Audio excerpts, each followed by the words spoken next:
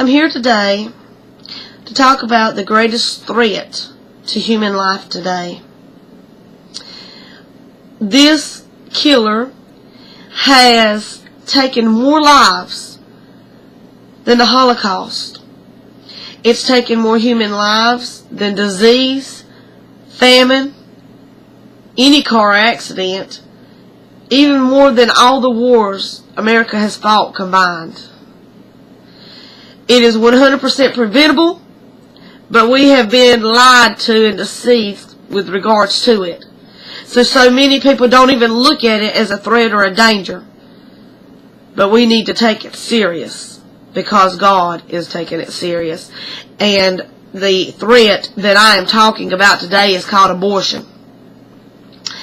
Abortion not only is dangerous to the unborn fetus because it rips them apart and kills them, but it's also dangerous to the woman who goes through this little procedure that the doctors tell you is so safe. Some women become sterile afterwards. Some develop infections afterwards. Some of them go through such severe depression they commit suicide. Some of them, even if they survive it, they still have trouble coming to grips with it, and they live with that regret for the rest of their lives. It is a shame we live in a nation that values animal life and animal rights far above human life and human rights. And also, it is a shame that many Christians are unwilling to take a stand and speak out against this, and that so many Christians actually support it. That's been the most surprising thing for me to learn, is how many people out there claim to be Christians, but they haven't even took the time to see what God has to say about it. Because in the Bible, one of the original 10 Commandments is, "Thou shalt not kill." If you look the definition up, that means murder. That means the taking of an innocent life. He also says in Proverbs that he hates hands that shed innocent blood. Do you honestly think that the blood of the unborn is not crying out to him? When Cain killed his brother Abel, Abel's blood cried out to God, and God told Cain this. So do you honestly think that we're not going to be held accountable for the innocent blood we've allowed to be shed in our nation? Think again. And here's one more thought for you.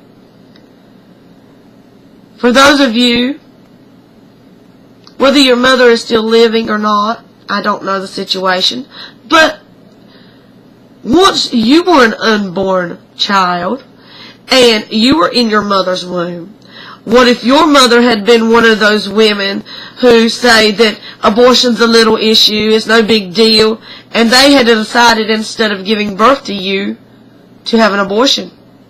You wouldn't be here, right? But we don't think about that, because we want to do whatever we want, and we don't want people to tell us what to do. You know, we don't even want to really consider what God says because we don't read His Bible. We don't really have a true relationship with Him because we don't pray and ask what He thinks about it before we make a decision. And then when we go out there and be irresponsible and do things that we shouldn't, and then a baby comes from it, we think the way to fix it is to kill. Get real, people. I'm serious. I mean, think about it. Do some research on this. Look at the images of what really happens to these babies. When I was pregnant with my daughter, I was amazed that at only 2 months of pregnancy, I could hear her heart beating. 2 months! When do most abortions occur? If you don't know the answer to that, please look it up. Because I want you to do the research after this. I want you to get angry. I want you to get upset. I want you to be so emotional after this video that you take and you do the research and find out what is really going on in this world around you. A really good place to check about this topic and other topics is called JesusIsSavior.com, and I will include the address for you to be able to click on in the information or the comments below, maybe a few other later down the road. But You really need to research this. It's very important. And I want you to really think about this. Because as a Christian, we're supposed to look at human life the way God does. And this is the last thing I'm going to leave you with. I want you to think about this. He says He knew us before we were conceived in our mother's womb, and that He already had a plan for us. Now think about this. We weren't born yet when Jesus died. God so loved the world, so loved human life, that He gave His only Son, that whosoever believeth in Him should not perish but have everlasting life. Now, if you and I are being given that chance, don't you think those unborn children should be born into the world so they can have that same opportunity? This is Anna Saldana. God bless.